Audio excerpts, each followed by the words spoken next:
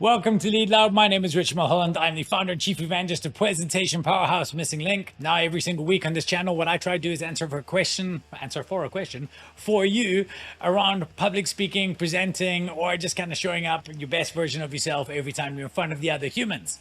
This week is no different. Well, it's kind of different because this week we're not talking about presentations, but actually meetings as a whole, hybrid meetings. And I want to answer some questions around how you can have hybrid meetings that don't suck. So stick with me. I'm going to share with you 5 tips when we come back.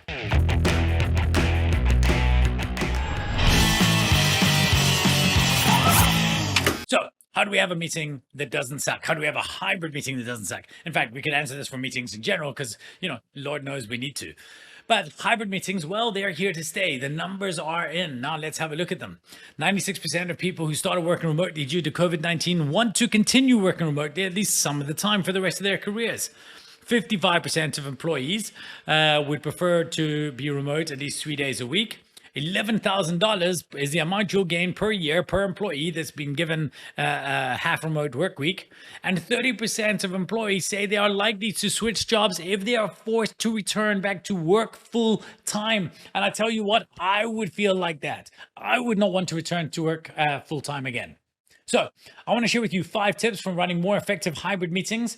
And in fact, these tips came from the very place I got those statistics from. And it's a new ebook by our good friends over at Prezi.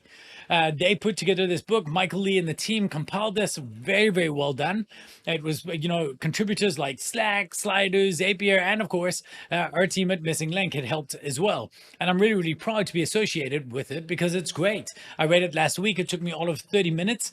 It was a super easy read with lots of little tips and tricks. The things that I hadn't thought to try yet about onboarding people and engaging with your teams and really giving everybody a voice. And I think it's incredible and very, very, very worth your while. So please be sure to check out the link going forward down below. Now, the first thing, speaking of 30 minutes, is the 60-minute meetings that we all came back or we all had going in the past from, time immemorial.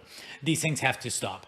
And if you don't believe me, just take this guy's word for it. They should stop because they are stupid and pointless.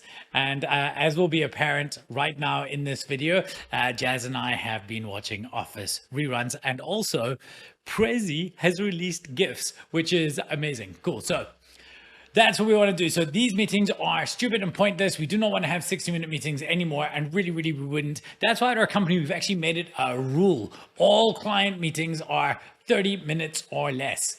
The best thing about this is you just show up and you say what has to be said and everybody leaves. There are certain meetings, once we've done the original sale, where maybe there's a brainstorm or there's a functional meeting that has to be longer. Those ones are okay. But all additional meet and greet kind of meetings, they're all 30 minutes now. The best thing about that is I can get in somebody's diary for half as long, twice as quickly. And that means that you get through things way, way better. So that's the first upgrade. Change your average meeting length to 30 minutes by default. There's also one of the great little side tips is that in your Google Calendar, if you use it, you can turn on quick meetings, which will end those 3 or 4 minutes ahead of time. I only learned this reading the ebook as well. Brilliant. You get details on how to do that in the ebook itself. So all client meetings are 30 minutes or less. Now, if you are going to have a client meeting, or you're going to have a meeting with anybody on your team, there are 2 ways to do it. The first way is like this. And again, another great management consultant will have an opinion on that, and that is this guy. No. One of my favorite scenes ever. If you do not remember, that is when Toby came back from holiday. These kind of meetings suck, where everybody's sitting there looking at one screen or staring through a screen and seeing lots of people. This is a terrible way to do things. It made sense way back when we didn't have the bandwidth to get everybody on their own screens and everybody had crappy webcams. Now we're all better. Now if one person dials in, everybody dials in. There is nothing that will make you feel more like an outsider than being the one person looking in from the outside. It's also more inefficient because when we're presenting like this, it's way better. Everybody gets a front row seat. You know what I'm saying? Right? So that can all change. We can now present this way. If one person dials in, everybody dials in. That brings me to the next thing. And Spencer Waldron from Prezi, he brought this up. He said, you have to know the table stakes for presenting. What are the basic barriers, the like entry level for presenting online? Now, as far as I'm concerned, and this we actually covered this in the ebook, you got to worry about your claps, your camera, your lighting, your audio, your presentation, and your set. You're no longer just the presenter or the speaker, you are now the stage manager, and you have to act accordingly and bring all of these things into play. Let me tell you, if you run a business and you have not looked at leveling up your team's lighting, sound, AV, staging, tech, and things like this so they can show up professionally in a meeting, this is akin to you having crappy wallpaper on the walls of your boardroom. Your staff's offices are your boardrooms now.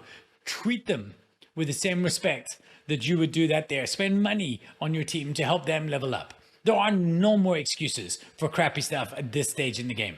If I turn onto somebody's screen and it looks terrible, I cannot understand what kind of company allows this. So that's it. We've all got to be leveled up in that regard. However, maybe we don't always have to have meetings.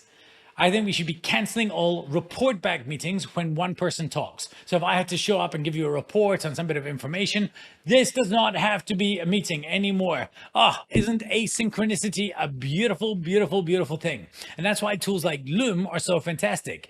We use Loom all the time. Here's Danny giving me some feedback on some work that we're doing together. And it's amazing. She sends me an 8-minute video, which is about half the length of one of her average voice notes. I listen to that at 1.5 or 2x speed if I'm in it for the giggles. I get through all the content. I leave my comments. I do my thing. So does the rest of the team. And everybody gets to work when it worked for them.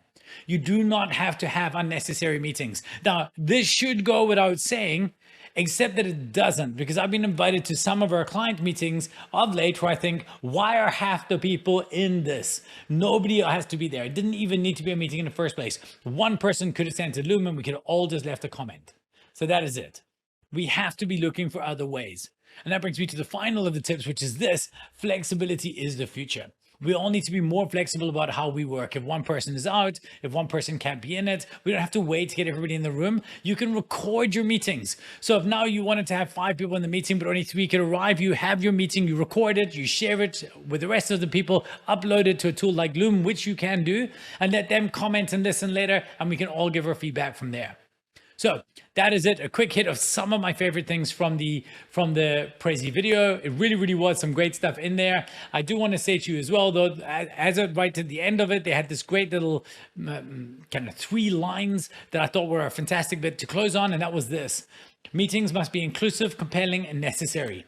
These 3 words, if there's only 3 things or you remember from this video, let it be that all your meetings, and I was going to put hybrid meetings, but actually all your meetings must be inclusive, compelling, and necessary. Please, though, do not just take my word for it. Definitely look at popping through to the Prezi guide. You can see here when I tell you, it really, really is that quick. A short little thing that you can get through. I mean, look, this is as long as the whole thing is. It might look longer than you'd think, but it's really, really not. Took me minutes to get through, half an hour, as I said. It was excellent. So that is it for me. That is your homework. That's what I want you to check out. If you have found some cool little tips or highlights, please feel free to share them in the comments below and keep the conversation going. This is also the first time I've been upstairs in my new studio. I don't even know where the buttons are yet. So I've been like flying around trying to figure stuff out and making lots of mistakes. But hey, you're going to see it all, warts and all.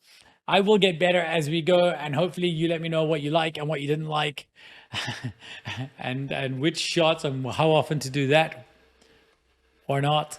I can't help myself. It seems like fun for now. I'm sure the novelty will wear off. So that's it for me. Until next time, go out there in your hybrid meetings and lead loud. Peace. I need a new line.